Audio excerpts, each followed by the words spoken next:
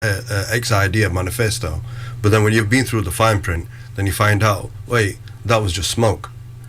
It's got nothing in favor for me at all, and I've just put across it. So I think, so people, what they need to do is not just vote because their relative happens to be a part of Labour Party or Conservative Party or the Lib Dems. They need to actually be reading the manifestos and see which manifesto actually represents them as a person. And each manifesto is not going to be 100% according to their philosophy or their thinking. There will be points there, so they need to do pros and cons, advantages and disadvantages, and see which of the manifestos, which party will be representing them and be beneficial for them and the country and the ummah.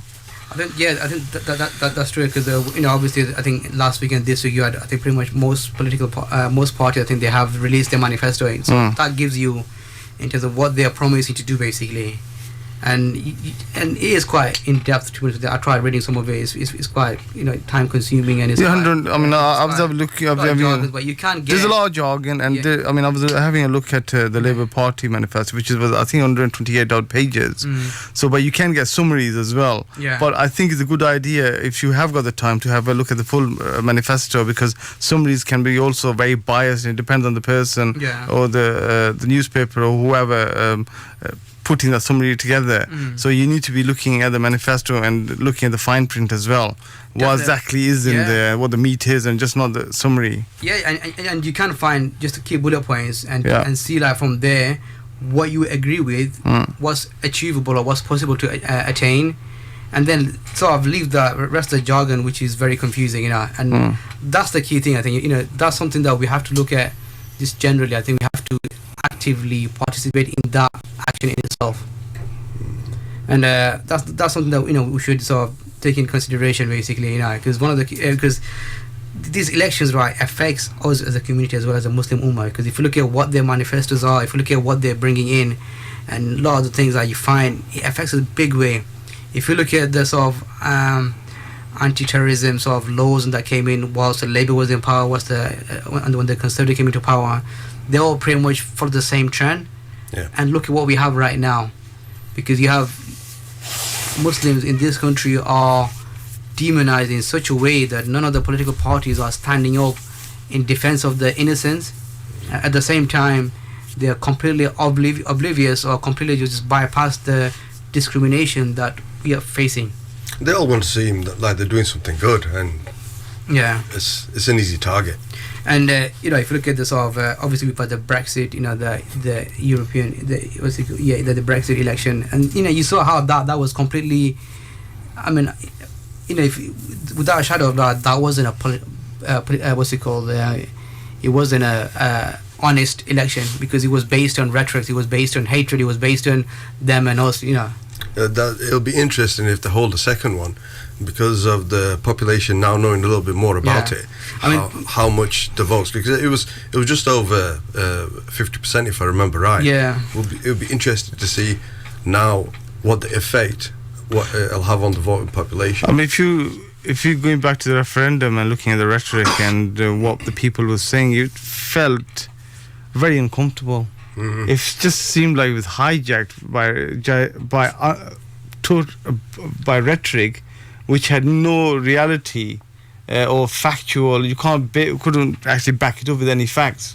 Yeah, I was expecting repatriation to start, in a couple of weeks' time, the way the people were voting. Okay, we've come to our first break, so I know, and this is something that I think I'm sure everyone has something to say, there's some views or another. So studio hotline is 0114 2425 200, or WhatsApp number 07888559986.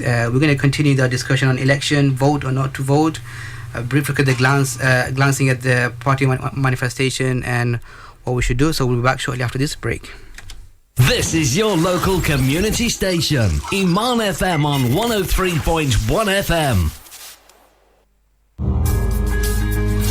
Assalamu alaikum. This is Zaid Haq. Join me every Friday evenings, 6 p.m. to 8 p.m. only on Iman FM with the latest nasheed show, bringing you all the latest nasheeds from all your favorite artists. Hashtag the show Iman FM NS. In the city of Sheffield, if you ever have an accident, Do not fear. Mr. Compensator is here. He can provide you with a taxi, prestige, or 4x4 replacement vehicle in just 2 hours. Call 0114-3863-386 or visit mrcompensator.co.uk and let the experts manage your claim. Freshmart Superstore is now open in Sheffield. Enjoy your shopping experience in a clean, spacious superstore with lots of special offers. The largest halal HMC meat counter in Sheffield with a variety of meat, spices, fruit and vegetables, plus kitchenware collections and products from all around the world with free customer parking or for a home delivery service. Freshmart Superstore, 44 Irving Street, Sheffield. Call 0114 244 5862. Assalamu alaikum, this is Khalil Muhammad coming to you with an urgent appeal. One Community has established the first Islamic education, deaf and special educational needs center where deaf Muslims and non-Muslims can attend Islamic classes to learn more about Islam using sign language. However, this center is under serious threat and we need your Qarz-e Hasna, a beautiful loan, and your zakat to help us keep it open. Please visit our website islamfordeaf.co.uk, that's Islam, FORDEAF.co.uk, or give us a call on 0121 291 7847. क्या आप radio presenter बनना चाहते हैं या media industry join करना चाहते हैं? अपनी आवाज के जरिए अपनी कम्युनिटी की खिदमत करने का सुनहरी मौका ईमान एफएम पर। आइए हम आपको बनाएंगे रेडियो प्रेजेंटर। स्टूडियो ट्रेनिंग से लाइव प्रोग्रामिंग तक की तरबियत हासिल करने के लिए राब्ता करें 0114242051 या ईमेल कीजिए info@imanfm.com. Equity Law Chambers Solicitors. When your rights are at stake, you need experienced defence lawyers. The law firm of Equity Law. Our experienced team of professionals can assist you in all matters including family law, immigration, criminal law, drug offences, road traffic cases, fraud and money laundering. Call us today for expert advice on 01709 36 86 03 or visit us at elc-solicitors.co.uk. Equity Law Chambers Solicitors, advocating your rights.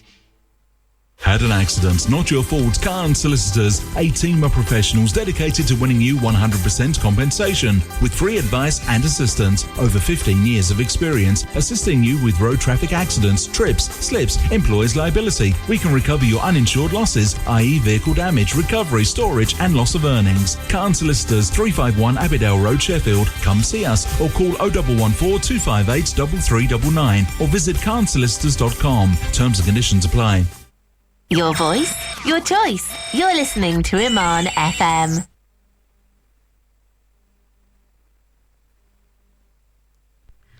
Assalamu alaikum, welcome back. You're listening to Real Talk on Iman FM 103.1 FM. I'm your host Iqbal, and in the studio I got Brother Hashimi and Brother Mansoor, and we're discussing the topic on election. Even though it's a bit early, but because Ramadan is coming up from next week, and we won't be doing any shows just prior or during the election, so we thought it best to discuss it right now. I mean, the thing is, even if Ramadan wasn't coming up, I think it's good to get clued up quickly, because the more exposure you have and the more chances you get to read the manifestos and see, the policies and the kind of things that are going to be implemented or the kind of promises they're making, I think that's very important, because making a last-minute decision and you might not know all the facts, but at least now you got a chance. The earlier you start having a look at this, doing some research, the better, the more likely you're making a better decision. And I think this is something that you have some people take quite active approach to election because they might have some kind of affiliation. At the same time, you have other side where people are completely oblivious and don't want to do anything. And one of the things that I've noticed is people are not making informed choice.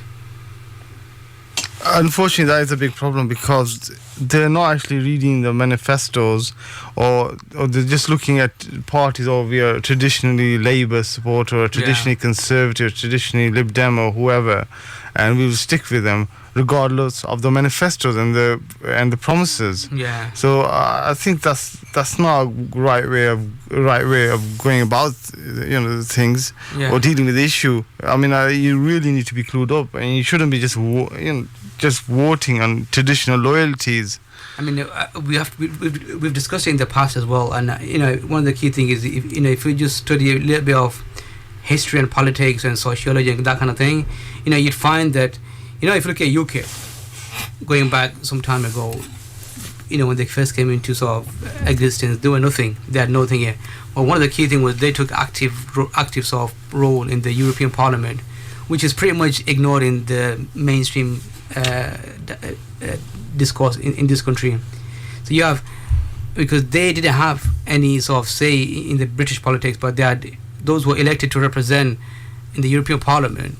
There are a number of members of like UKIP and people like that, even though they were completely against that establishment, but there are people there, and they're able to get their voices heard and do a lot of things. And because of the pressure and because of the influence what they had, that changed the whole political discourse and sort of direction that this country took.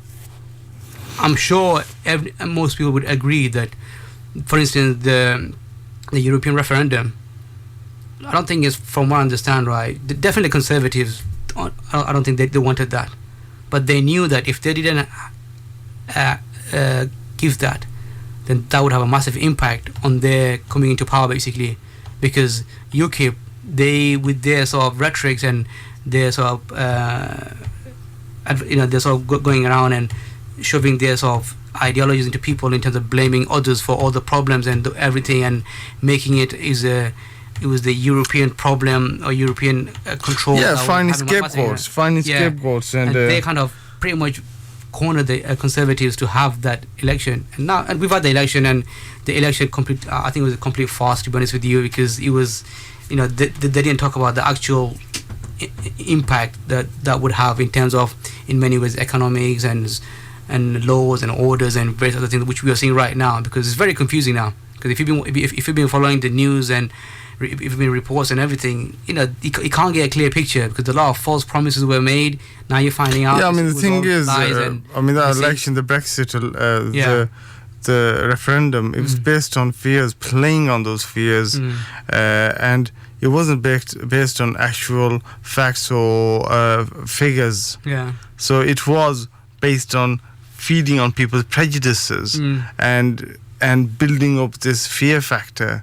And if you look at, Cameron wasn't, he was pro-Europe, but there were certain elements within his party was pro-Brexit, anti-Europe, and they went out there, and you had the UKIP, and they fought this dirty campaign with full of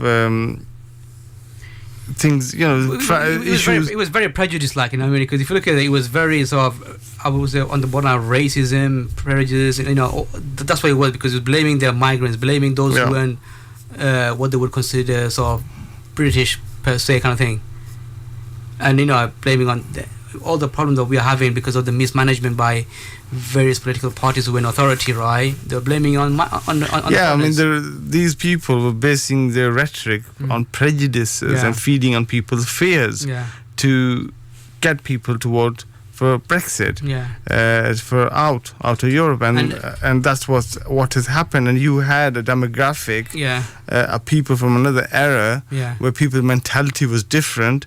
They were the ones predominantly voting for out Brexit, and they were successful. But would they be successful again? If we had a second attempt, a second referendum in regards to in and out of Europe, because people now are more informed and they know more about it, they're more clued up on it, and what would happen now. And the thing is, again, I think I think there would be a greater turnout as well second time around, because people would want to make sure that their voice is heard, that they use their power to vote and just get counted. Yeah. Because I think people didn't, at the first attempt, they didn't realize the full impact of this. Definitely, the impact could be. Even now we don't know what's going to happen, because there's a whole big question mark on the future.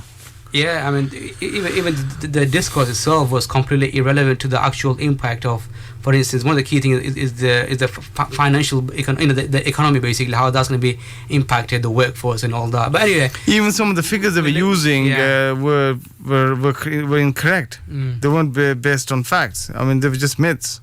And later on, we got it wrong. Also, we're using a figure which wasn't factual. Yeah, and the other thing nowadays, what you find is character assassination as well. You find that's on the rise, and obviously, and if you look at after the election itself, and then after, I don't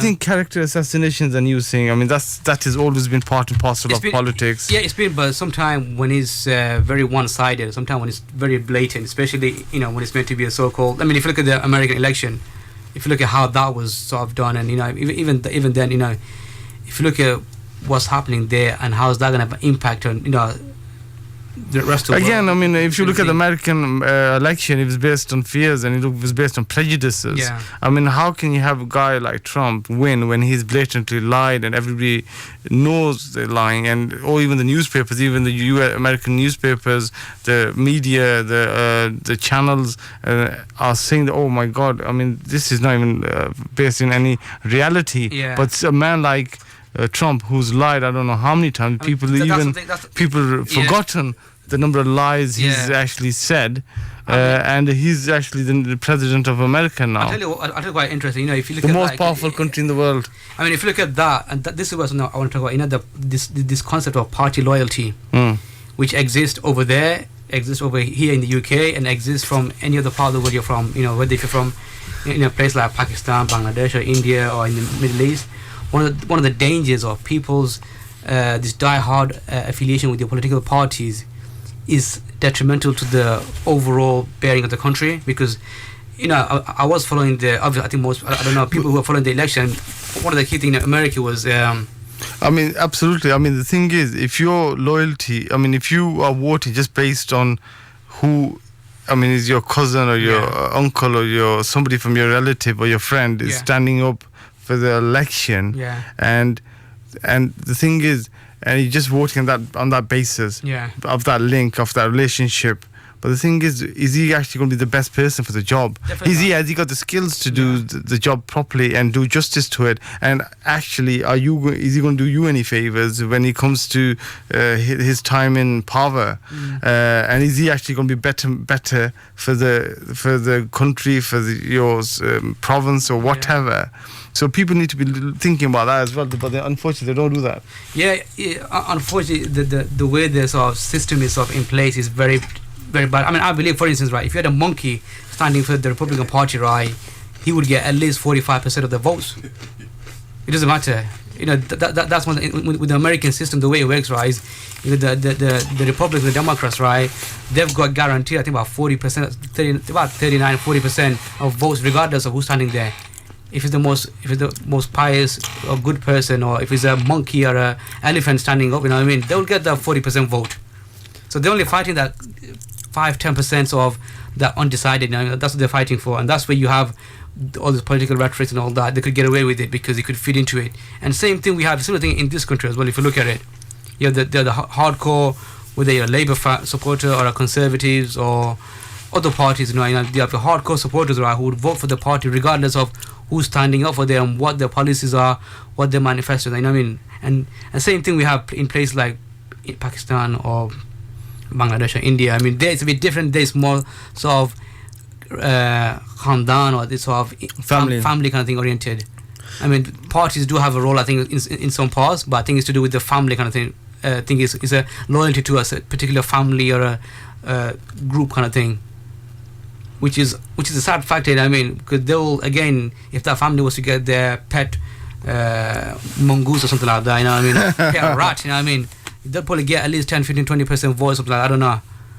And people are so I don't know, people are so easily led. You know what I mean? It's just unbelievable, you know what I mean? And then I can't think of a good word to use other than, but that's the sad factor, and that's where we have to move away from.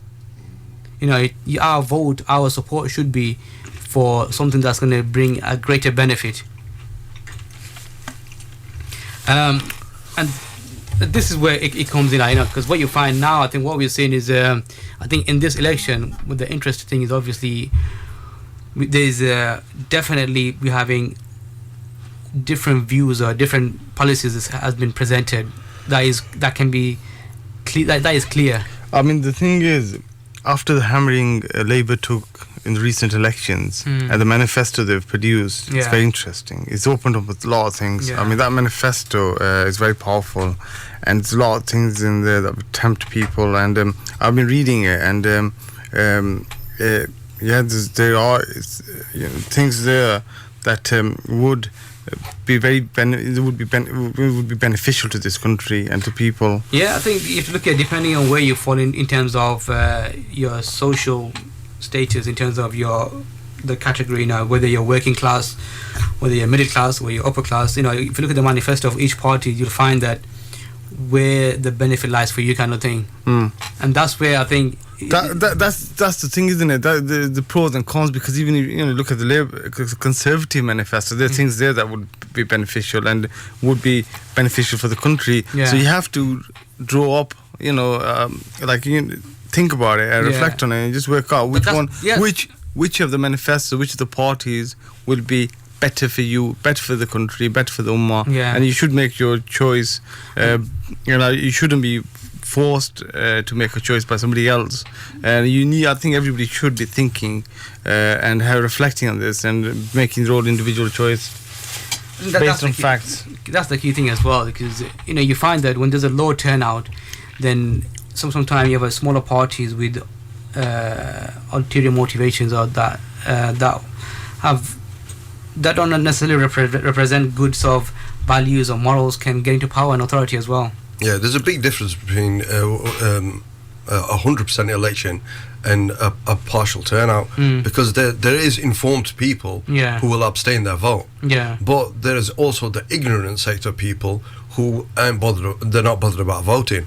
Abstaining from your vote, that's an intelligent action. But totally neglecting it, that's just ignorance. That because whoever comes in power, it's going to impact us in some way or another. Most people will be impacted in some way or another. Yeah, because let's say, for argument's sake, if you're part of the group or numbers that make up the people who have chose to ignore the vote, and then somebody takes power and they do something totally opposite from what you want, you could have made a change.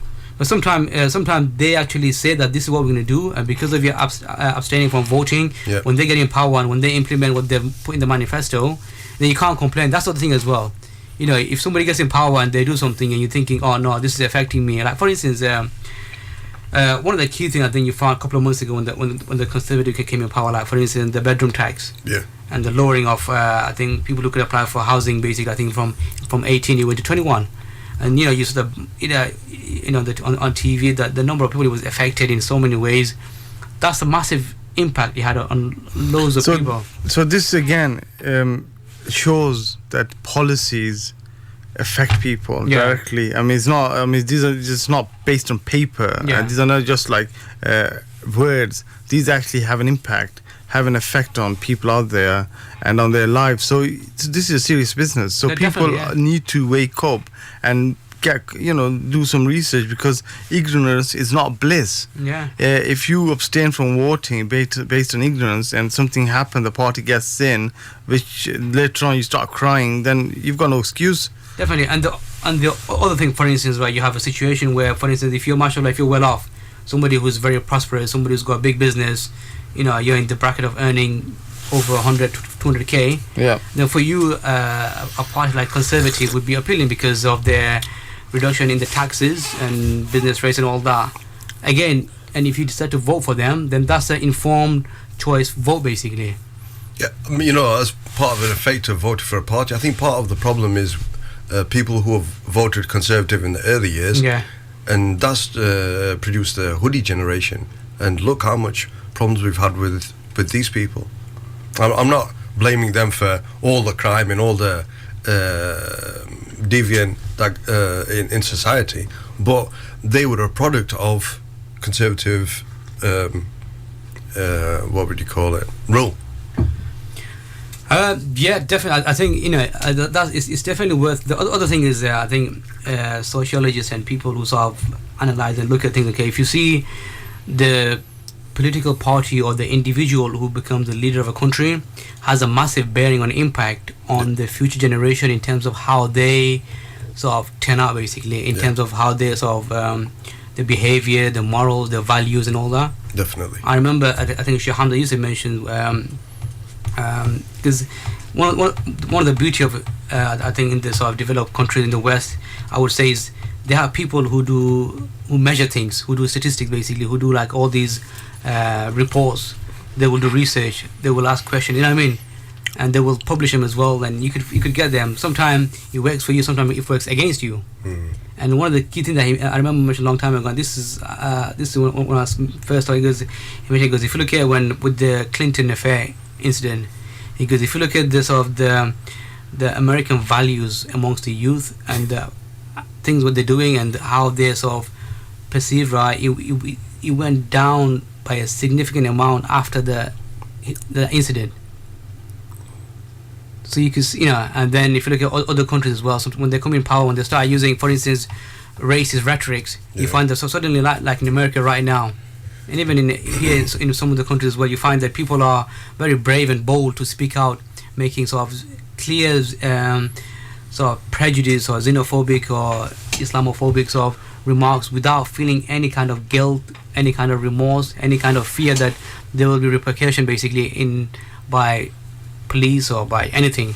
Yeah, the Trump wall in what he wants to do to divide Mexico and US, that's amazing. We've had the Berlin Wall go down a few years ago, and it was a big achievement. A big celebration around the world. We've just brought a wall down. Yeah, but how many have gone up since the Berlin Wall was took down? Yeah. And they're still talking about it and making new ones, etc., etc. It's amazing. Yeah, and if you look at in Europe as well, you find that in certain countries, because of these parties are coming into power as well. Because if you look at the right wing so-called parties, right, they don't really have huge followers. It just builds up gradually. Yeah, I mean, if you want to look at prime example of a party and the leader and the effects on the people of that country, look at Hitler and rise of the Nazis, and look at how the behavior of the people changed based on this this ideology of the far right, the extremist, the racist, the xenophobic, and how that permeated throughout society and across Europe. And then after World War II, and people said, "Oh, we're never going to go back to this, the far right and this prejudice or racist or xenophobic parties." But look at Europe now. Look at France. Yeah, look at the recent French election. She was Marine Le Pen was a serious contender, and there's a chance if she was the main opposition party. Yeah, the main opposition party. Yeah, that's what I'm saying. She was the main opposition party. She could have been the next president. Yeah. And the thing is, they are already preparing for the next election for her party. I mean, because if this guy doesn't perform, or what, unless if the French people down or whatever, I mean, the next time we could have a far right party in power in France. Yeah, it's made way. And the knock-on effect of that will be like a domino effect through Europe. And the thing is, in Germany as well, I mean, these far right parties are knocking on the doors, and across Europe, the far right are coming up. You have them in some of the sort of smaller states in Europe as well. You have them. I mean, in Europe, they don't have like one outright party. They tend to have more coalition parties, basically. And you find a lot of the far right parties are part of the coalition forces in places like, in the sort of Holland and Belgium and places like that. They have a lot of power, and Austria. So just imagine this: we've had a World War II. we had extremist parties, far-right parties in power in Germany and Italy. Yeah. And people said, "Oh, we're never ever going down that road again." And after that many years, again we've got the rise of the far right throughout Europe, and even in England. I mean, if you look at UKIP, and that's why it is the far right party. And it's just a watered down version of BNP. Yeah, and sometimes you find that the people of other parties who gain authority, right, they may have those ideologies of a far right party, and it's basically just sort of moving on kind of thing. And you just opening the door, like and that's the crucial thing, because when they start demonizing a particular group or a race or a faith of people or whatever, which is happening in Germany in the sort of before World War II. I mean, that's why, all through, if you look at history, and that's what these extremist ideologies of these far right people always did is, they used to find scapegoats, exploiting the population, a group, a race. And they're the problem, and it's because of this that society is in such a state, or the economy is not doing so well, and these people used to be persecuted, and this is what's happening again. And now it's the turn of the Muslims, and Islamophobia is on the rise throughout Europe and in England. It's strange how stupid sheep will just follow along with these ideas, that's because a lot of the time they're not necessarily following, but they're keeping quiet as well. That's what I want to say. Sometimes you find that people know this is taking place, but they're thinking, right, it doesn't have any impact on me, it doesn't affect me, so I'll just keep quiet. And sometimes they're the people who are going to be a victim of that thing, right, they themselves are not actively involved as well. And that's what we're finding ourselves kind of thing. Right now there are people who are fighting against those sort of ideologies, are non-Muslims. They're fighting against this against anti-fascist, rape prejudice groups out there. And we're not seeing. I mean, I've been. If you see the news coverage or reports, if you see the reports, right, you find that people who are there defending, or people who are there coming to in aid of, are very few in numbers, when we know they do represent a large numbers in terms of here. Like for instance, in UK we have the Muslim population is about roughly, I think, about 5%, give or take, here and there, which is a few millions, and the voting adults is a quite significant amount.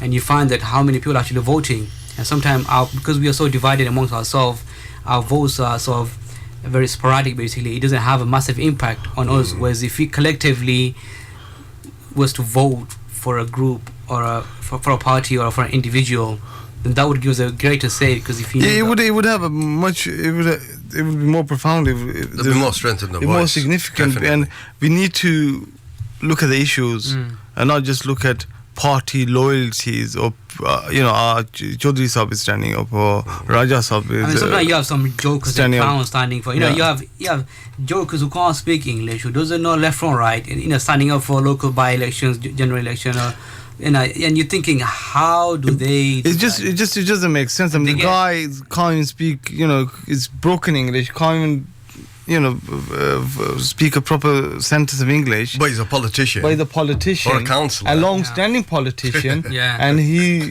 will be next, elected again and again and again. It just goes around in circles. I mean, how will that guy make a difference? And then how will he be vociferous enough to get those points across? How will he go and make, the points you want to talk about, put them across? How will he? The guy can't even talk English. Definitely. And then you have on the flip side, you have people who are maybe somewhat elegant, but sometimes they don't represent the best values, or they don't represent the Islamic values that we adhere to. So you have somebody might be a Muslim by name, but is not necessarily representing our views. And then you have other one, he might have such our views, but he completely can't represent us. You know what I mean?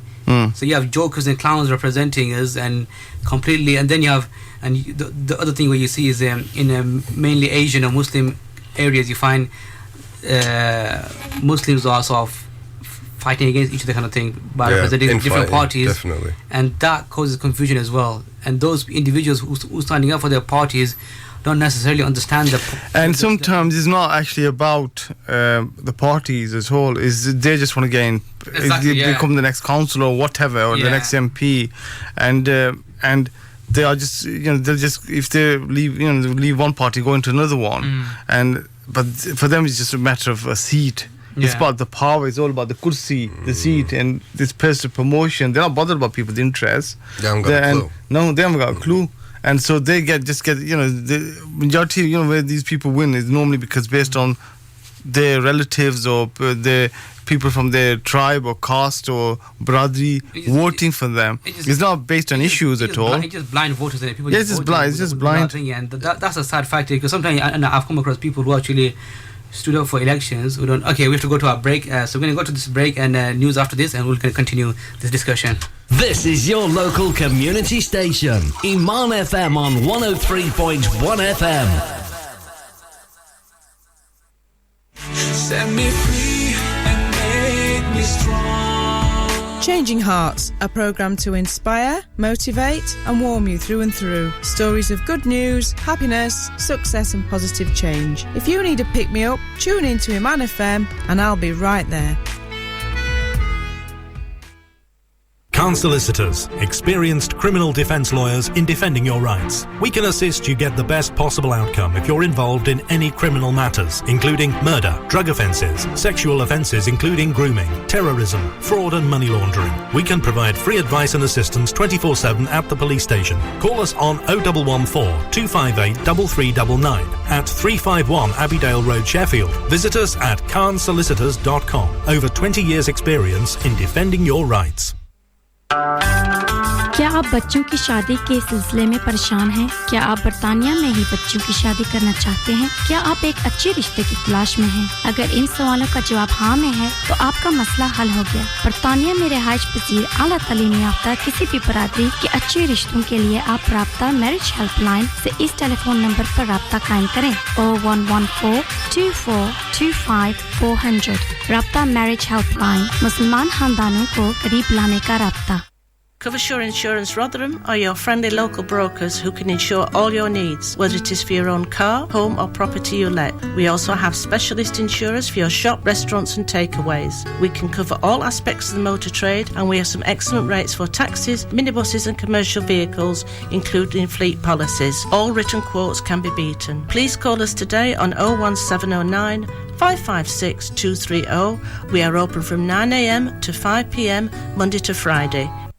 Sheffield's finest buffet restaurant, Mirpuri Dera, reviving the taste of Asian subcontinent. Extensive buffet with more than 40 dishes. नई इंतजामिया, नया साफ सुथरा माहौल, मुनफरिद खाने, 40 से ज़ायद dishes, party organizer, मशरकी रवायात का अलंबरदार, halal food. Mirpuri Dera, Stanifeth Road, Darnell, 0114 244 9199 under new management. जेड़ा भी पाए एक बारी फेरा, वो आवे बार-बार मीरपुरी डेरा. अस्सलाम वालेकुम। हम आपके शुक्रगुजार हैं कि आपने अल हबीब वेलफेयर फाउंडेशन के साथ भरपूर तावन किया। आपकी ज़कात, सदक़ात, फिदिया और सदक़ातुल फ़ितर बगैर किसी कमी के हम इंतहाई गरीब पसमानदा इलाकों के यतीमों, बेवाओं, माज़ूरों और ज़रूरतमंदों तक पहुँचाते हैं। अल्लाह ताला आपके तावन को कबूलियत का आला दर्जा अता फरमाए। For more information, please contact Maulana Aslam Syed on 0789 454 0303 alhabibwelfarefoundation.co.uk. In a world where accident claims are poorly managed and the referral fees paid are so low, and just when all hope is lost in the city of Sheffield, a hero emerges. A hero so powerful, one phone number is all you need. A hero named Mr. Compensator. For your referral fee of £2,000, call Mr. Compensator now on 0114 3863 386. Terms and conditions apply. Connecting you to your community. This is Iman FM.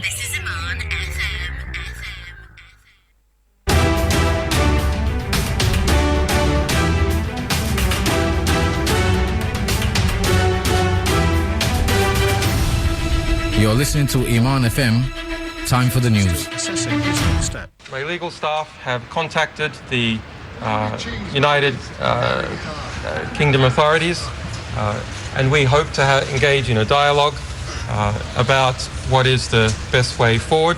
The reports in the US, a current White House official is a significant person of interest in the investigation of possible ties between Donald Trump's presidential campaign and Russia.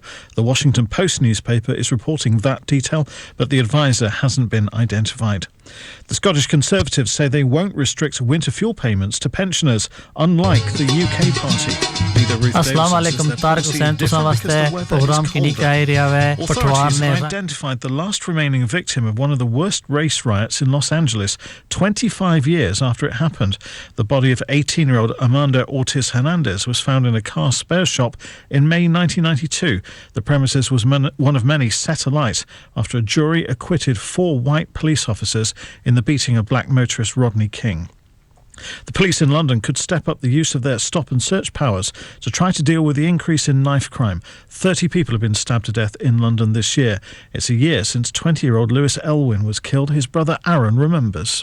It was towards the end of the afternoon, maybe about 4 o'clock, and I got a call from Byron saying, Lewis. Yeah, Lewis is dead. Yeah. And, my whole body just went numb. Football mascot Bradley Lowry has celebrated his 6th birthday with his best friend Jermaine Defoe and more than 250 family and friends. The terminally ill Sunderland fan is fighting neuroblastoma. That's the latest. I'm Kevin Gover. Assalamu alaikum, welcome back. You listen to Real Talk on Iman FM 103.1 FM. I'm your host Iqbal, and in the studio I got Brother Mansoor and Brother Hashimi. Tonight we're discussing the subject of election to vote or not to vote. That is the question, that big question Shakespeare asked, or did he? And also we're going to be looking at if you are deciding to vote, then who do you vote for? Is it based on emotion, based on loyalty, or based on what brings the most benefit to you as an individual or to you as a community, basically? I think personally Shakespeare's a lot to blame for this with the politics, because if you hadn't invented this riddle talk where you can say something and mean something else, then politics wouldn't have a leg to stand on.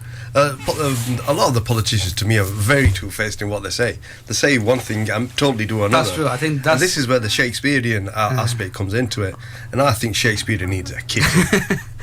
I think, you know what, it's even though you said it just right, I think that there's some truth in there as well, because if you look at a lot of people who are getting put off by politics, it's because of the rhetoric that politicians use nowadays. Yeah. They say one thing, they mean something else. A lot of it is based on character assassination. Yeah. A lot of it is based not on principles, not on who they are, which is a sad factor. Also, studio hotline is 01142425200, Sheffield 2425200. Or the WhatsApp number is 0788855998786. That's 0788855998786. I mean, it might be our last show till after Ramadan, so we're going to be off air probably for 5-6 weeks, about 4 or 5 weeks. So this is your last chance if you want to come on air and give your thoughts or views on election politics. And you might be thinking it's early. That's because we don't want you wasting your time in the month of Ramadan talking about politics when you should be fasting and doing ibadat. So make your mind up now. We're going to vote based on honesty, on principles. Get it all sorted, get it all out of the way. When the Ramadan comes, do your ibadat. When the day of election comes, if you're going to vote, go there, vote. And don't let, these people who can't speak English, people who don't have any morals, people who don't have any principles, do emotional blackmail or whatever, and make a choice that you might regret in future. And votes do count. You can make changes, because if you look at the last election, not the general election, even if you look at the Brexit and some of the elections, the margin of win or loss isn't really huge as well. I mean, the other key things the complaint that you get sometimes is it's not necessarily every vote counts, in the sense that they don't, the way the voting system works in this country is proportional, basically, rather than quantitative, basically, rather than every vote doesn't count. Because if you have, for instance, if you look at American election, you had, from what I understand, I think Hillary, she got 2 million more votes than Donald Trump, but still he's the president. That's because they have a system in place where each state, if it wins, then it gets so many points, and it's based on that, each individual states, how much points they have and contributes towards the overall percentage. And the same thing we have here as well, unfortunately. So you could have a place, you could have somewhere for instance, this is a hypothetical, like Sheffield, you might have X amount of people voted for party A, and you might have in another place, like for instance London, X amount of people voted for party B, but in Sheffield there's more X amount of people. But the percentage what the London has may be more in terms of Sheffield. Their votes, they winning that region, it might give them 20 points, and Sheffield might have 5 points. So even though number-wise, you had more people voting in for Party A, Party B wins. It's a collective score accumulation. Yeah, so I mean, even though that in itself, I don't know, because in some way there are pros and cons to everything, but that's how it works. But at the same time, that shouldn't be the reason why you should think that my vote is not going to make a difference. That definitely should not be the reason. You need to go out there and make an informed decision and vote, cast your vote. That's very important that you do that. And these things, these manifestos and these promises do make a difference, and these do make a difference to our lives. I mean, look at one of the things that I was really interested in. It was student fees, scrapping student tuition fees. Shall we sort of, before sort of talking about that, because what I want to do is just look at some of the key points from each party, and then just look at it, and then discuss on that, and then see what our thoughts and comments are on that. Obviously you could go online and look at the full party manifestation. That's in your own time. Like for instance, I was looking at the Liberal Democrats, and one of the things that which I think we discussed in the beginning of the show was one of the key what they said was they want to have a second European referendum on Brexit deal. And I don't know if you watched it, right? It's quite interesting because I don't personally, I don't think we have to sort of in a democratic system basically where the people have voted and the decision has been made. You have to go with that sometime, even if it goes against you. The way it's set up, whether you like it or not, that's the key thing. And we know with the Brexit, I think it was done on lies and deceit and fabrication and all sorts, right? But if you have another election, then if the decision goes the other way, then the other party is going to say we want to have another one. It becomes a joke, like pretty much with Scotland, what they're sort of discussing there, I think, and but so that. The Liberal Democrats, I mean, even though it says, right, they want a second EU referendum, but from what I understand, a bit more in detail, what they're saying is after they've made a sort of Brexit deal kind of thing, and tell people, look, this is it, this is the bigger picture, this is the big picture. Now it's a case of, do we sign the dotted line, yes or no? Understand? So they're saying, right, have a referendum on that, which I think is a good idea, to be honest with you. Because with that, then you got the clear picture. Look, if we get out of Europe, that means we lose this or we gain this. Then you can make a choice. That's an informed choice. It's not based on emotion. It's not based on false lies and everything. So that's something. We're talking about having a second referendum, that you would find that how would people's vote swing in terms of who they vote for, what choice they make, whether with regards to being part of the European Union or not. Because a lot of I don't think people thought about a lot of the impacts. For instance, the European Court itself. I don't think the human rights. That's the main thing. This is a human rights violation, and I don't think people saw, from the early days when things were starting to stir, how much the human rights would be affected once certain things were in place. Because let's say up until before a few years ago, had access to take something all the way to the European Court. I don't think a lot of people. It's going to get cut off. Sure. I don't think a lot of people were bothered about these other things. For them, it was just anti-immigrant. We don't want more immigrants coming to the country, and that was their point blank. Boom. I mean, for some people, I agree. But that was it. I mean, for a lot of people, it was that. But the thing is, right, I'm not saying for everybody it was like that, but there were a lot of people. Racism came to the surface. That's the bottom line. There was a significant proportion of people that voted just on that fact. We are racist. And the thing is, afterwards, people saying, "Oh, we voted for Brexit. Get out, you so and so." And how does that work? Because the reason Brexit affects immigration in Europe, not immigration from other countries. So using that line just shows you that it was based on racism and prejudices and fears. And now you're going to have to pay for it, because I'm sure the divorce bill is something like 50 billion. I mean, that at the moment, so I don't know, but I'll tell you something interesting what I read today, and I think it was in The Guardian as well. It mentioned that there's sort of like this, this think tank, there are different various think tanks basically, and there's one, I think there's 3 different sort of think tank. What they've said basically was with regards to due to the aging of the populations and various other factors, they said, right, in actual fact, in order for UK not to collapse or to suffer the way like countries like Japan and a few other countries are suffering, they have to increase their net migration by further 100,000 or something like that, to 230 or 250,000 per year.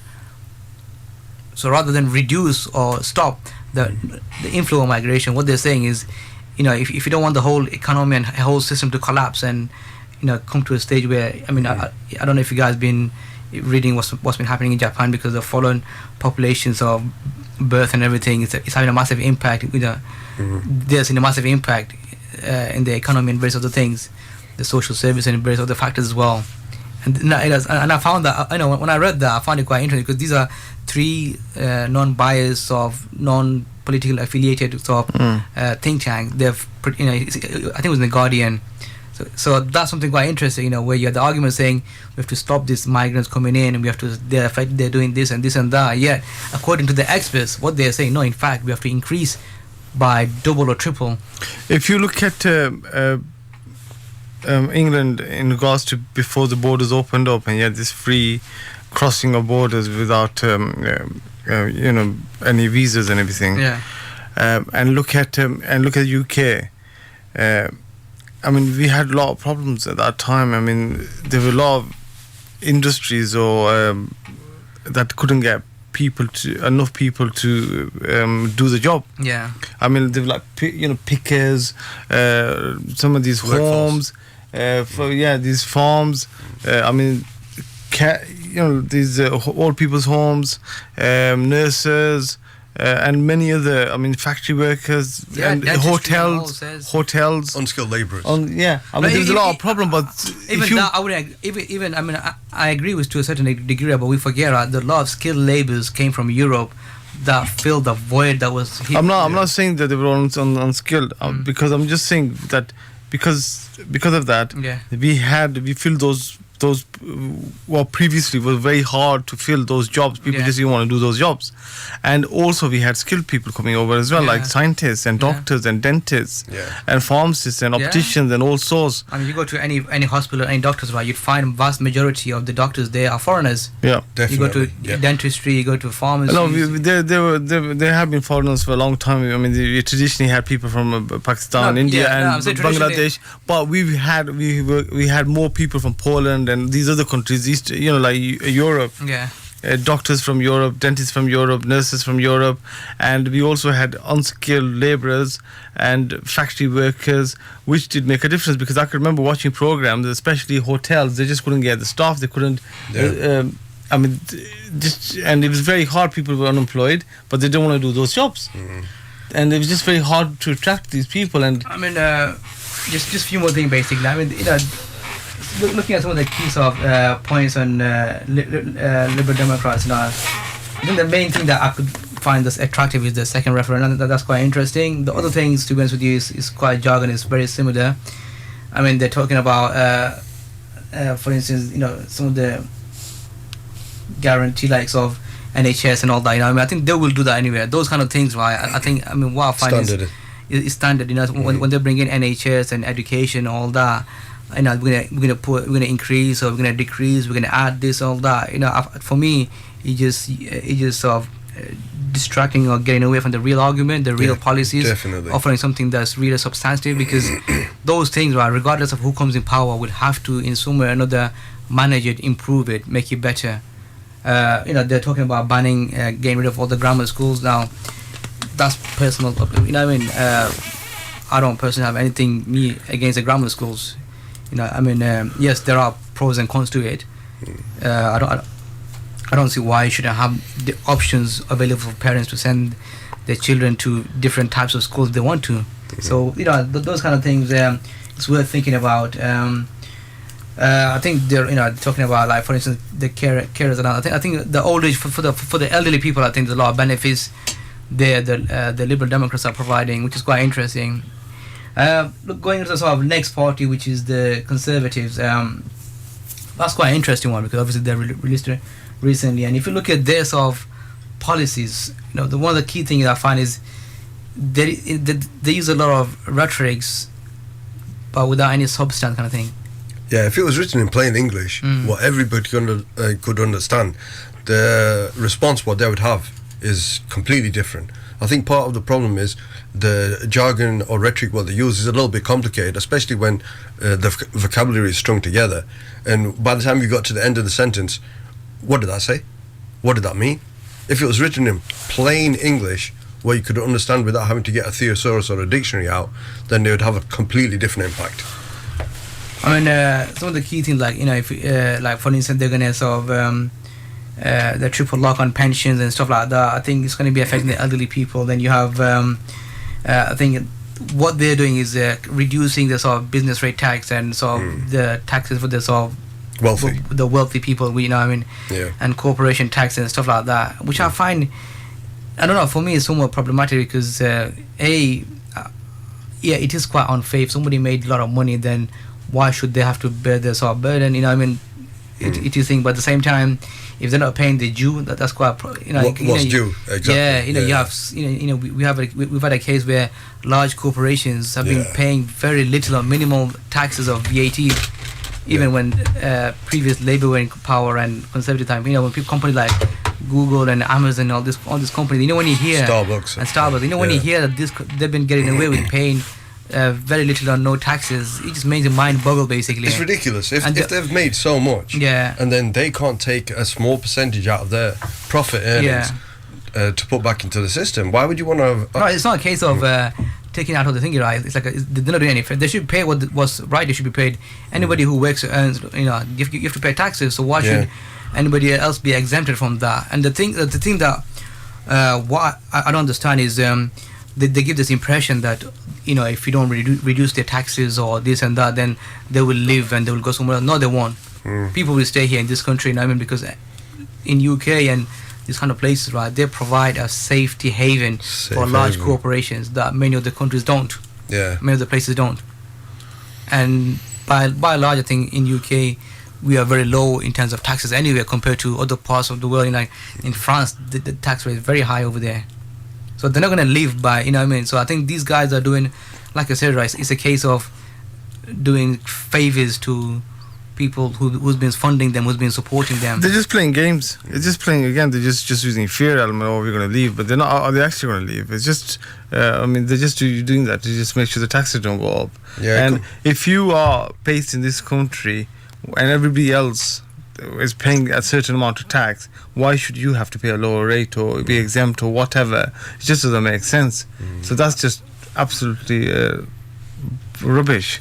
I mean, the one thing I like is you know, they don't like increase in personal allowance to 12,500 and the higher rate tax to 50,000 by 2020. So that's, in some way, you know, you might be looking, you know, you have to look at, you know, how much you're earning and how does that affect you. Again, you know, these are the key sort of points that you need to look and see what benefits you, what doesn't benefit you, kind of thing. And in terms of and also the, you know, the party as a whole, the type of rhetoric what they use, I think what we've seen is, as a Muslim community, you know, we've seen there's been a massive attack from everywhere, kind of thing, you know, and you know, we've seen the brunt of it, basically. And so we have to look at, you know, how can we sort of have some kind of control over, kind of thing, how can we get things we want. And something that I've seen in Canada, well, something that takes place in Canada from what I've read and I was told as well, and I read about it as well, is in the Canadian sort of local or general election, what the Muslim community, what they do is they would invite the different sort of mainstream political parties to their masjid, to their mosque, and they would invite the congregation, and they would do, like, basically they would grill the representative of the party, basically, in terms of what they are willing to offer the people, the congregation. And then the congregation as a whole would sort of come to an agreement that who they're going to sort of support or vote, or which party or which individual. And with that, it gives them the levy to sort of demand and make changes. If it's a local election especially, then you could make bigger demand, basically. If it's a general election, then you have to sort of look at what can we get, what's possible to achieve. And that's what we don't have, unfortunately, in UK, because wouldn't it be nice to have something like that? If it benefits us. Yeah, you know, if the whole Muslim of Sheffield collectively, if you invited all these different party leaders to come and say, what are you offering to us? Yeah. In terms of, as a community, what benefits will we get? What can we get? Does your party violate our human rights, because I think that would be one of the fundamental things that would come under my agenda, my motivation. Yeah, and are you willing to sort of take up certain cases? What can benefit us, kind of thing.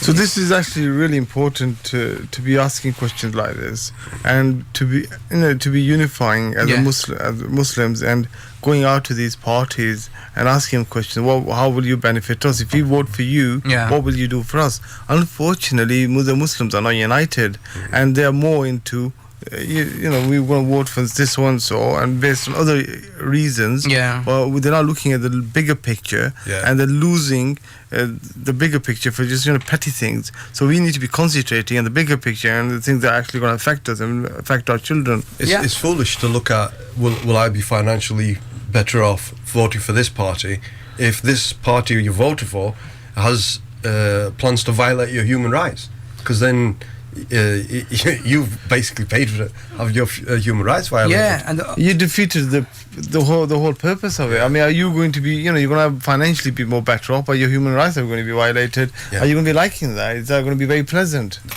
That's what I would give advice to anybody who's listening, is look at the manifesto.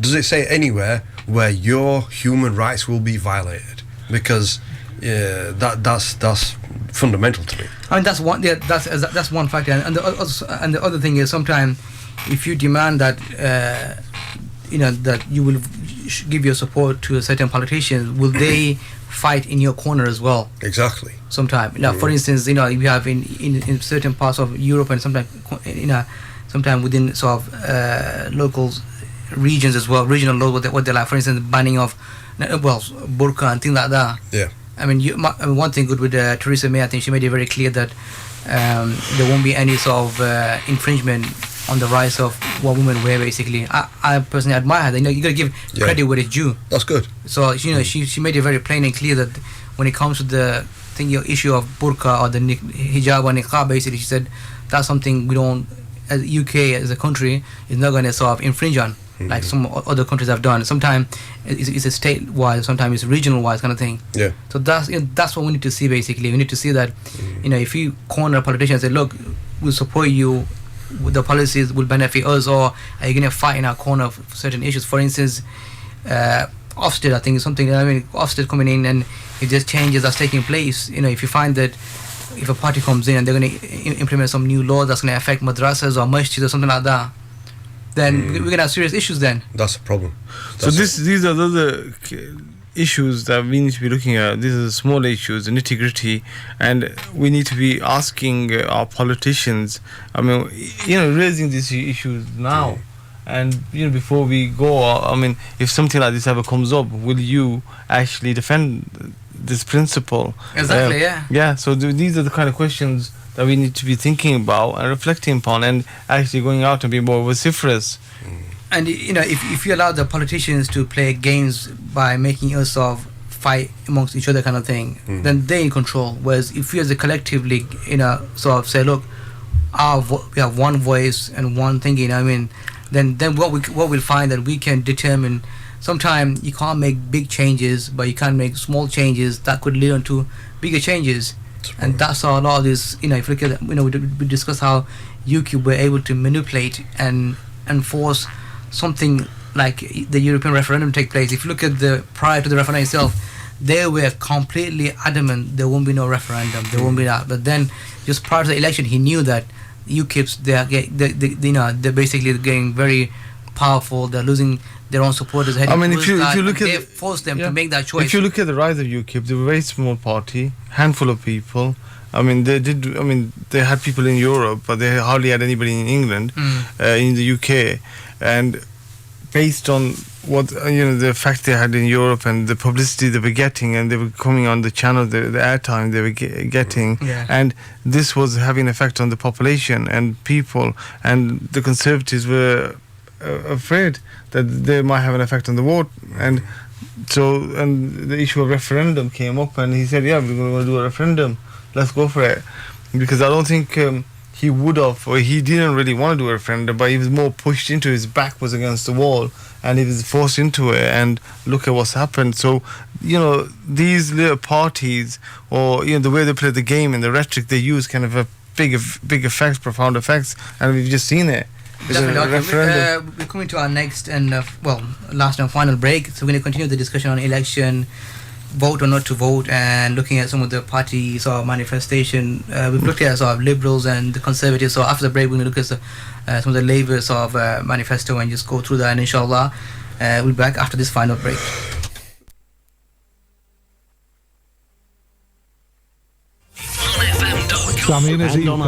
अस्सलाम वालेकुम मैं राजा खुशनूद खान पेश करता हूं programme मसला क्या है हर जुमारात शाम 6 बजे से 8 बजे तक जिसमें ज़ेर बहस आएंगे आइली मिली समाजी दीनी सकाफती कौमी और बैनुल-अक़वामी अमूर Khan Solicitors, experienced criminal defence lawyers in defending your rights. We can assist you get the best possible outcome if you're involved in any criminal matters, including murder, drug offences, sexual offences including grooming, terrorism, fraud and money laundering. We can provide free advice and assistance 24/7 at the police station. Call us on 0114 258 3399 at 351 Abbeydale Road, Sheffield. Visit us at khansolicitors.com. Over 20 years experience in defending your rights.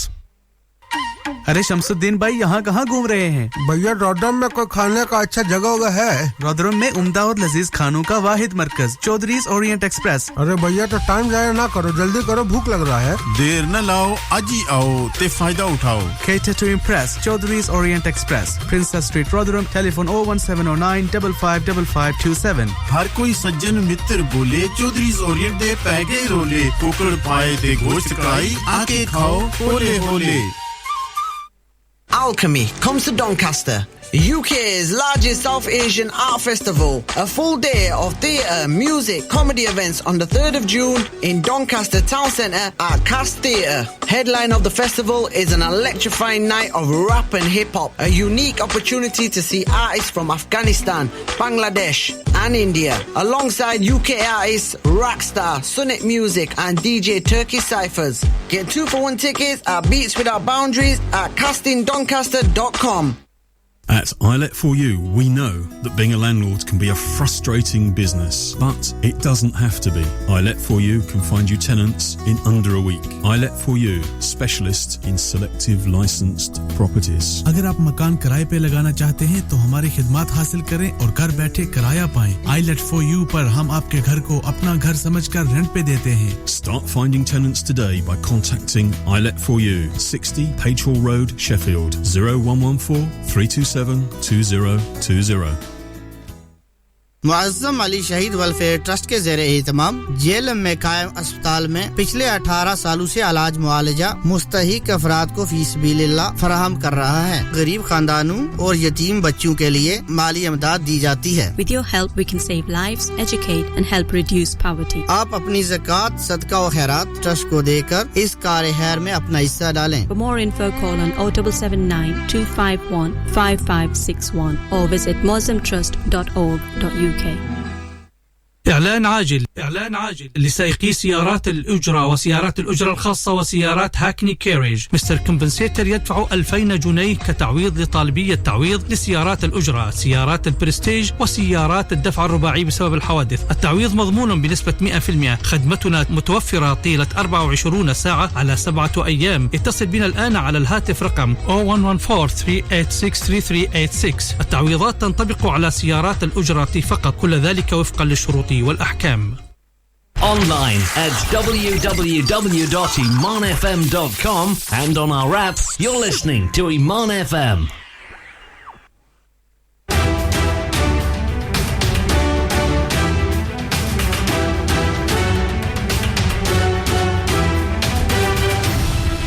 You're listening to Iman FM. Time for the news.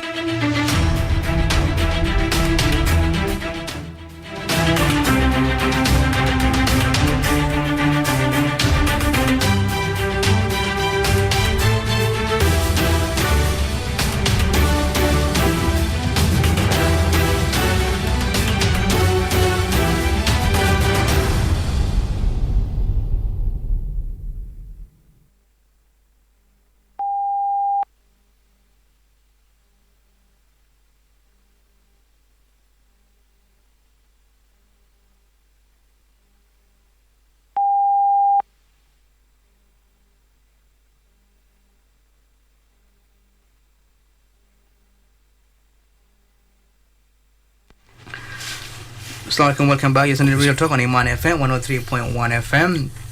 I'm your host Iqbal, and in the studio I go with the Hashimi and with the Mansoor.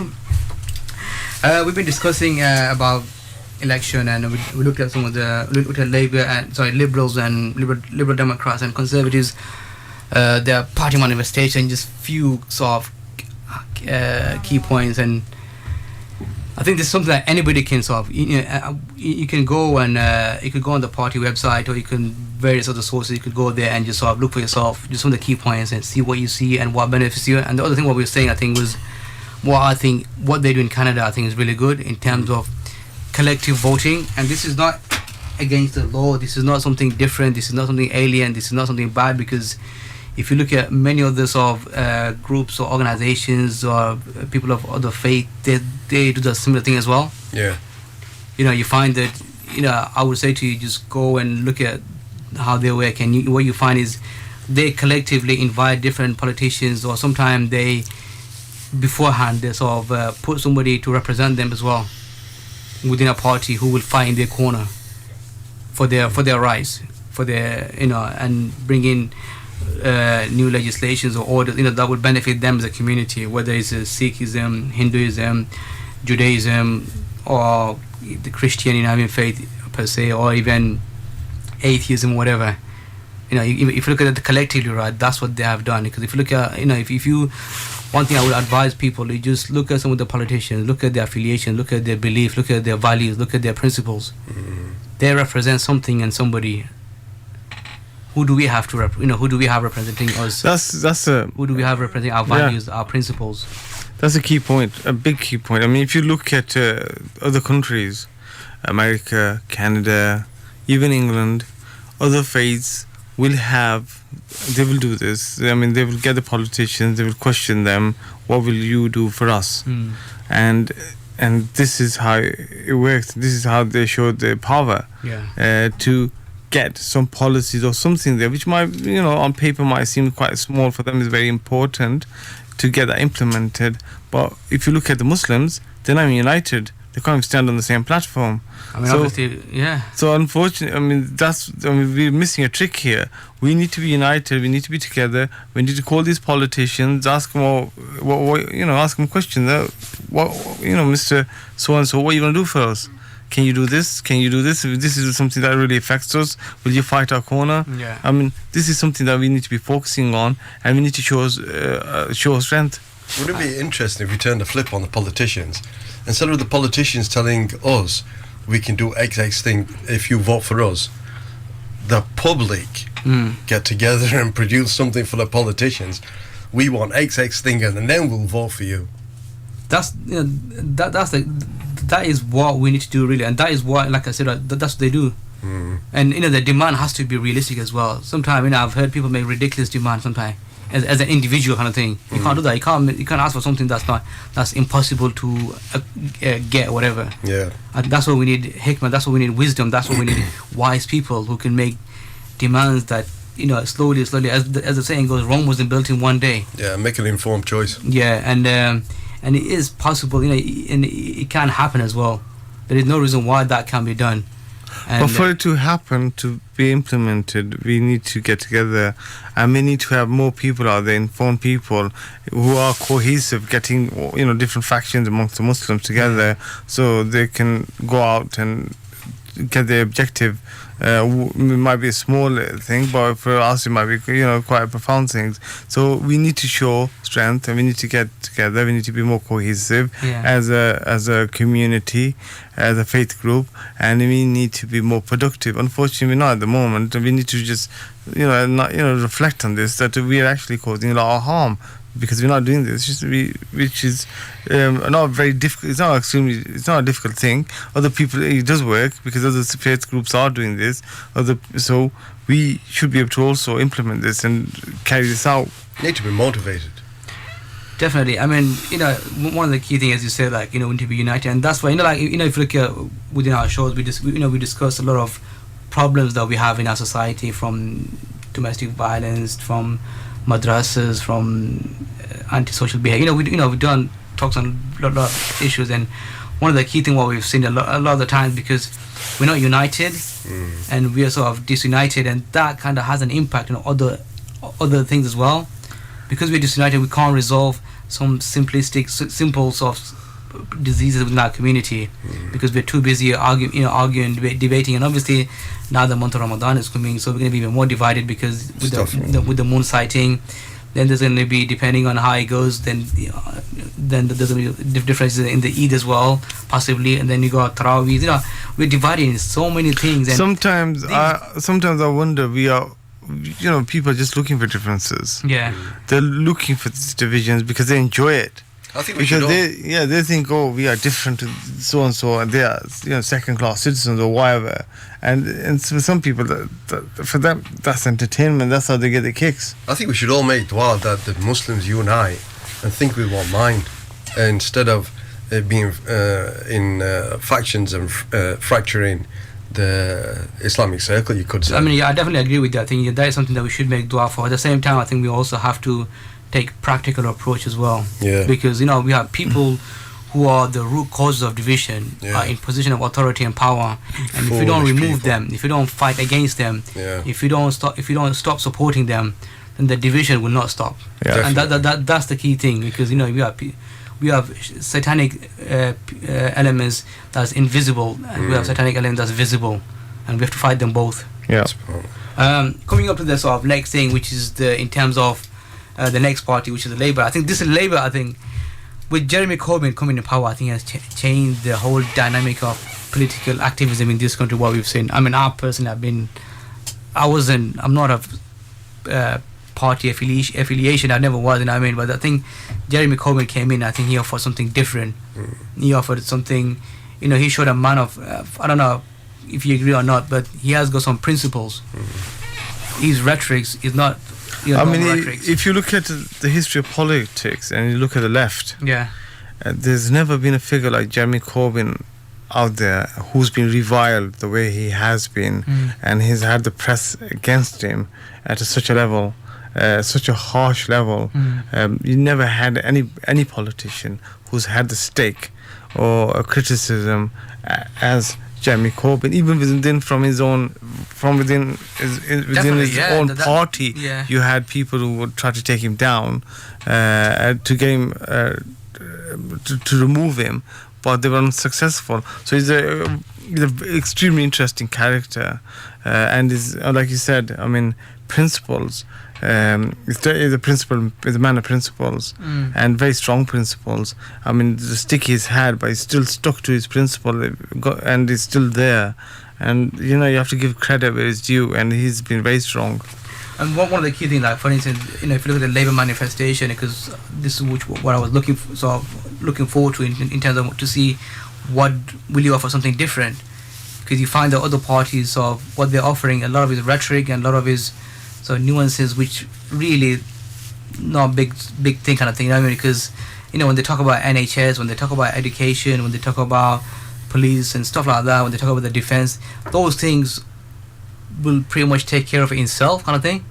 You won't have a situation where the words you just used, they always put that in there. They're just those words that you have to get in, those keywords, otherwise you don't pass. So they put them in the manifesto. So the police is there, the health services is there, the schools are there. That's to normalise. That's what they do, and it's all rhetoric.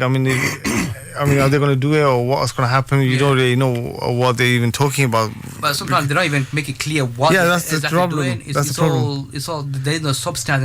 There is no commitment kind of thing. No transparency. But this 2017, this Labour manifesto, is interesting. Because I looked at it, on the face of it, you think, right, this looks very appealing. For instance, one of the key things is scrapping the tuition fees, which I personally think is fantastic, because I think tuition fees has a massive impact, because you have countries like places like in Scandinavia, like places like Germany and some of the other countries, they offer free universities of education to all their students. And I was reading this interesting article. Basically, I think in places like Germany, and I think Norway, and places like that, they have people with multiple degrees, not just one. Oh, that'd be good, because it's free there. Sometimes, and you find that people are very sort of intellectual in terms of, I'm not talking about like brainy, well, intellectual in the sense that they know the world basically. A little bit more cultured. Yeah, definitely. And more productive as well. And I mean, the student fees has had a big impact, because the thing is, people from certain backgrounds, it just puts people off, because they will first of all to go to university, and it also puts them off. How will we repay this back after qualifying, after getting a degree? It's just a hindrance, and it makes it more difficult for people from certain backgrounds to go to university. Student fees is an interesting one, because I'm sure somebody wanted to scrap it before, but they let everybody down. So whether he comes through with it, we'll find out afterwards. I mean, obviously, that's one of the key thing about the manifesto as well, because if a party goes against the manifesto, then that has a massive bearing or impact on the futures of position basically. Obviously, we know the Liberal Democrats, they sort of backed down in terms of increasing the fees. And they said they had to do it. They made the excuses, but we've seen the conservative pressure. We've seen the impact of it. But I'm saying that's what we should go with face value in the sense of manifesto. Basically, it's very good for scrapping the tuition fees. That means then anybody can re-enter the education system and elevate their status level, which is. And the thing is, some people might have a degree already, and it just makes it very difficult for them to get back into the system. And the thing is, you might reach a point in life that you want to do something different, and because you've got all that experience behind you, and you do this, and you do that degree, and you get that degree, and you go back into work, you're going to offer your employer something very different, because you've got all that, you've got maturity, you've got all that other vast background behind you as well.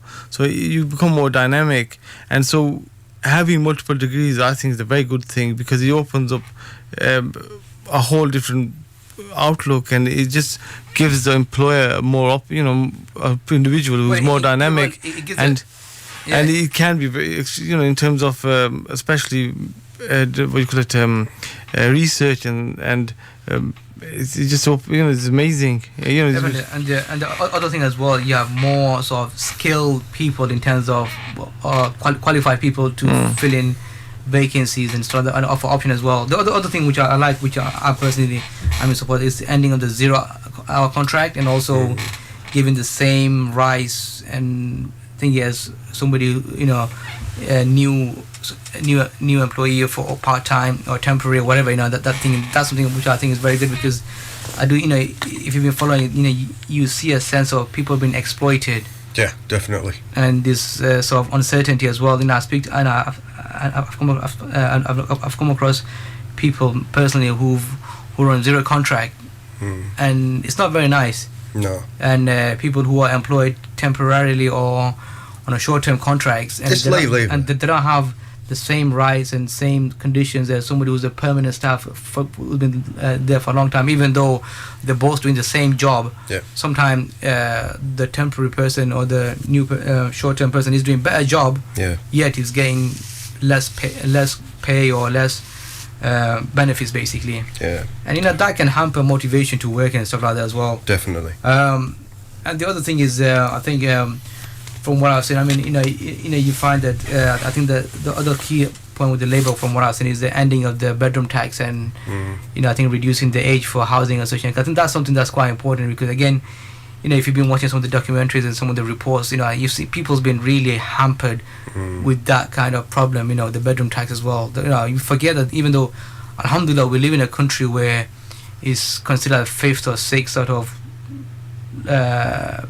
in the top ranking of economy and everything, but at the same time we do have people who are in poverty, who are going through hardship and difficulties as well. People have a lot of problems, especially the elderly generation, because they might not have enough money for the bills to pay the bills off, especially the rise of the electricity charges and gas bills. Utilities. And for some people, they can't afford to heat up the house, and they end up dying through hypothermia and pneumonia during the winter. I think most parties, they've been offering some kind of some kind of promises in terms of capping the sort of electric and gas bills, which I think is good. I think sometimes it's ridiculous the way these utility companies can charge so much and get away with it, because if you look at their annual profit reports, how much they are making, and you wonder, where's that money going? These guys are making so much money that their next 10 generation, the families can't even spend that much money. It's going Conservative Party, isn't it? I mean, I don't know. Like I said, right? You know, I mean, that's something. But again, that's something worth pondering. But I do like the idea of sort of nationalizing some of the services like railways and stuff like that. I think that would hopefully bring more control, kind of thing, because you know you find that governments are providing subsidies or sometimes bailing companies out, yet they're not seeing the benefits of those companies when they start making profits. For instance, with the HBOs and you know the lawyers, but basically you know. Yeah, I personally feel this one here in regards to the railways. I mean, you know, any country, it's very important to have a really good railway. I don't feel, you know, because I have used the railway a few times. It's very extremely expensive. And I mean that just puts you off it. I mean the expense, you know how expensive it is. Britain is the most expensive out of the whole EU. And they're slow as well. Yeah. I mean they don't exactly have bullet trains, and they're not reliable either. And one of the criticism what I've seen is you know that this discourse on privatization of rail is they're saying this is going to bring it's going to going back to bring up bad service and all sorts. And the interesting thing is, if you look at there is already a sort of nationalized rail service right now, Network Rail. That's nationalized service basically. It's just not called nationalized. It's called it's like under like a sort of thinking of privatization kind of thing, but it's not privatized. It's nationalized, so it exists in essence really. It just bring it more in the public discourse basically, because for some reason capitalists they think that anything sort of nationalized is bad when that's not justified, because if you run properly, if you look at other European countries and other parts of the world where things are nationalized, they can be run, they can be managed efficiently, they can be managed smoothly and do well, make profit and provide good services. Again, it's to do the based on the management by the whichever party comes in power, and that's where that's the crucial sort of problem, which we forget sometimes. If he manages to do that, then in a way he will control most of the unions as well, and that's very supportive.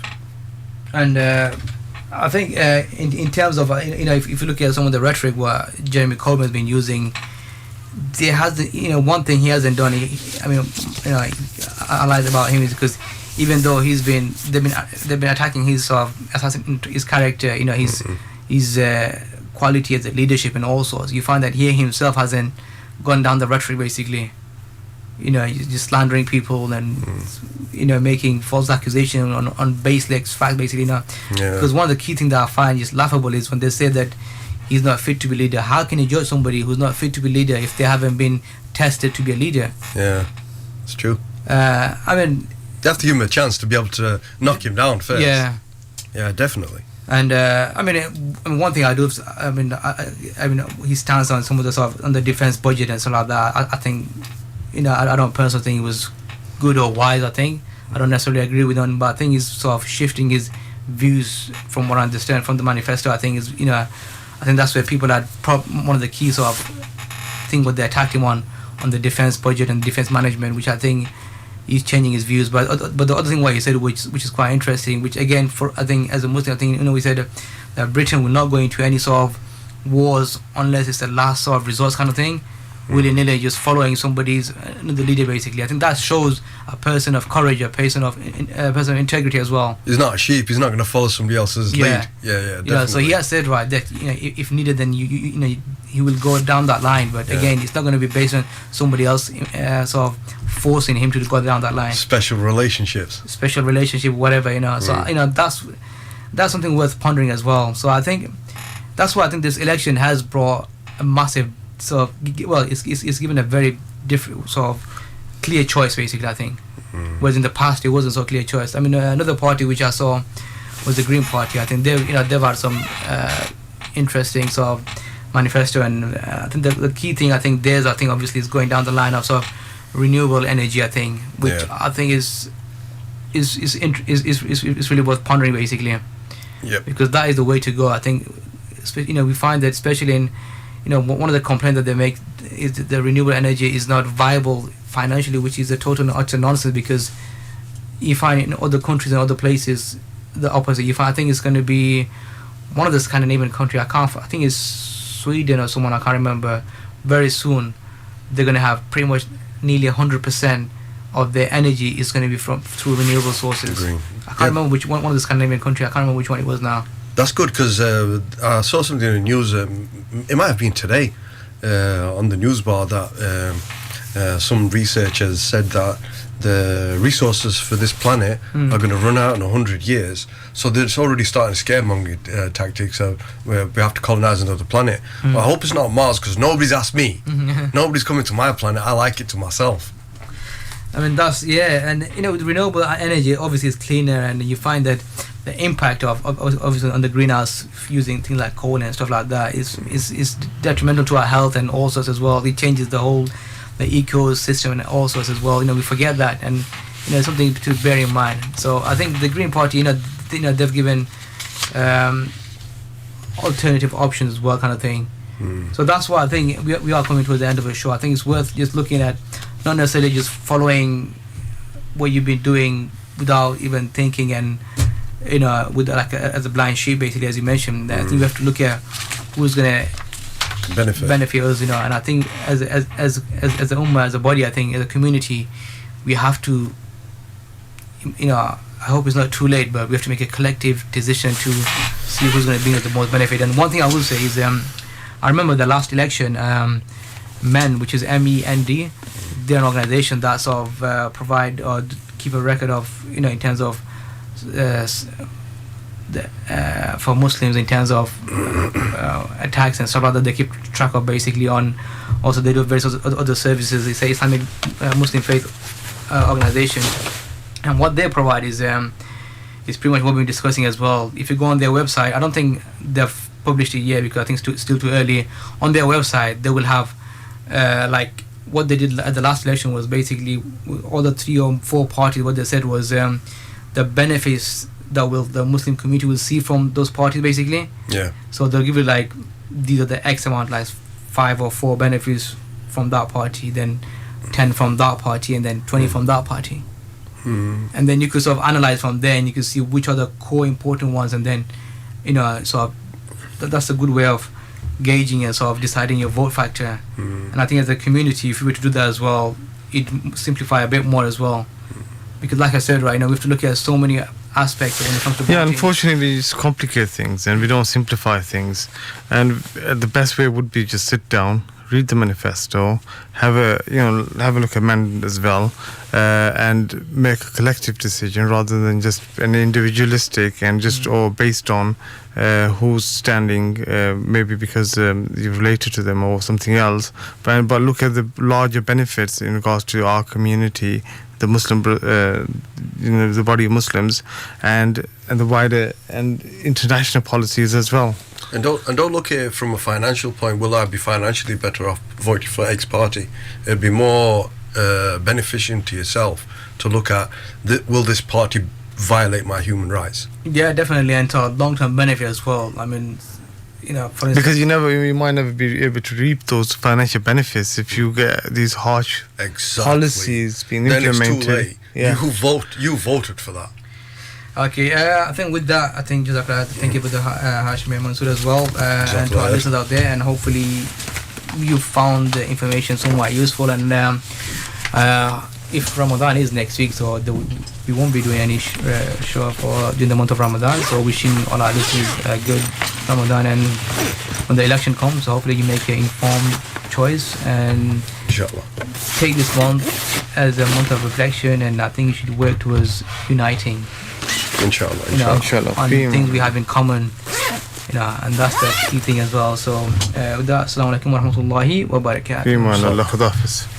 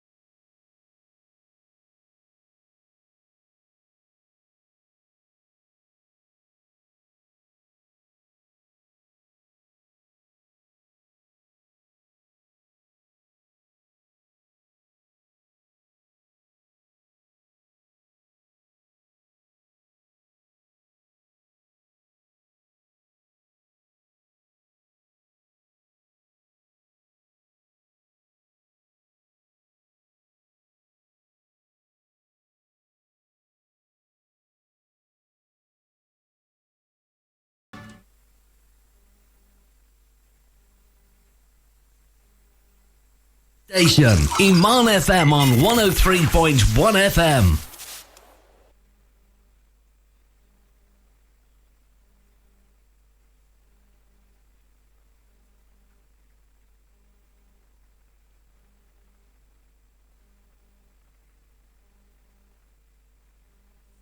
Your voice, your choice. You're listening to Iman FM.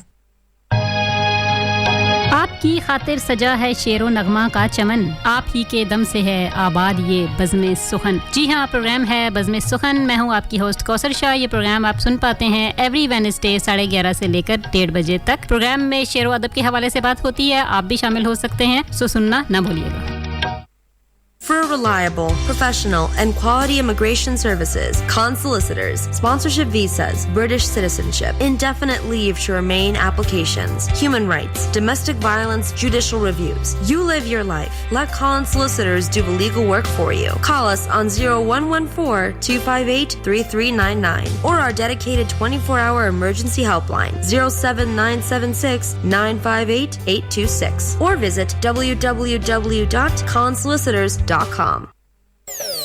Are you a sales executive that wants to work for the #1 community radio station? Iman FM. Or a radio presenter ready to be heard on the airwaves? Then you are just one step away. Email your CV to info@imanfm.com or call us on 0114-242-0551 and the team at Iman FM will definitely be in touch. Your voice matters for your community. Iman FM.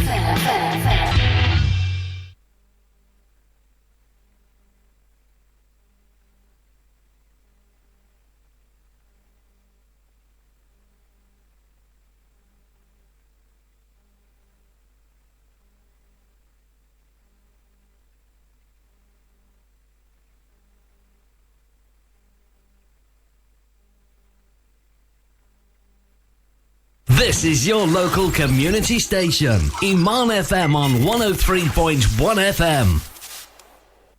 We're now going to play a lecture by Sheikh Hamza.